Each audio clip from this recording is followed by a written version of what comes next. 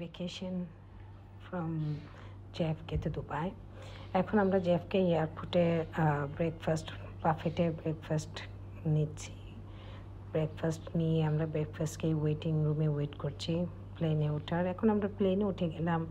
এখন প্লেনে উঠে প্লেন যাত্রা শুরু তো দুবাই পৌঁছে গেলাম। দুবাই পৌঁছে আমরা এখন দুবাইয়ে একটা ট্রানজিট বাসে বসে আমরা এখন যাচ্ছি আমাদের চেকিংয়ের ওখানে, কারণ আমাদের ব্যাগেজ ক্লেম করতে হবে, ইমিগ্রেশন করতে হবে, এগুলোর জন্য আমরা এখন যাচ্ছি। তো সব কিছু শেষ করে আমরা এখন বের হচ্ছি। আমাদের ছেলে আর্য আমাদেরকে রিসিভ করছে।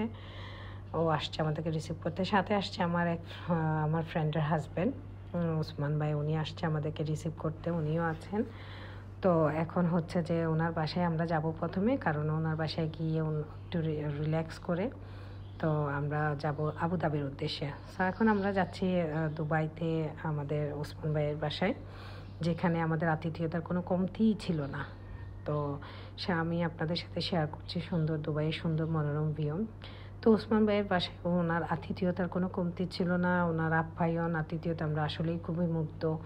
এত সুন্দর আতিথেয়তা, আর এত খাবার, এত ফল ফ্রুটের কোনো উনি আয়োজন করেছেন। তো আমরা এখন চলে আসলাম আবুধাবির কনভেন্ট ইতিহাদ টাওয়ারে, যেখানে আমরা 2টা রাত স্পেন্ড করেছি। এইখানে আমরা একটা রুম নিয়েছি, যে বড় একটা রুম, 2 বেডরুম নিয়ে একটা রুম বড় আমরা নিয়েছি, যেহেতু আমরা 6 জন সদস্য।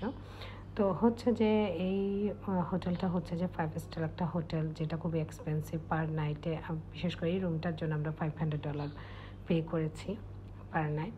তো হচ্ছে যে এই হোটেলের ভিউটা এত সুন্দর চারিদিকে, এবং এদের খুবই সব কিছু খুবই অর্গানাইজ এবং খুব সুন্দর পরিপাটি করে সাজানো সব কিছু। তো এই হোটেলের 80 ফ্লোরের উপর থেকে আবুধাবির ফুল ভিউটা দেখা যায়। তো হচ্ছে যে এখানে আমরা থেকেছি। এটা হচ্ছে আমার উইন্ডো থেকে ভিউ, আমার রুমের উইন্ডো থেকে একটা ভিউ, আর এটা হচ্ছে যে 80 ফ্লোরের উপর থেকে একটা ভিউ, ফুল আবুধাবির একটা ভিউ। এটা গিফট সেন্টার। আর আমরা হচ্ছে যে অনেক এনজয় করলাম, অনেক ভালো লাগলো, যেটা আসলে ভাষায় প্রকাশ করার মতো না। তো আজ এই পর্যন্ত। পরের ভিডিওতে আমি দেখাবো আমরা হোটেলে কি করেছি। তো ভালো থাকেন সবাই, আবারও দেখা হবে অন্য এক ভিডিওতে।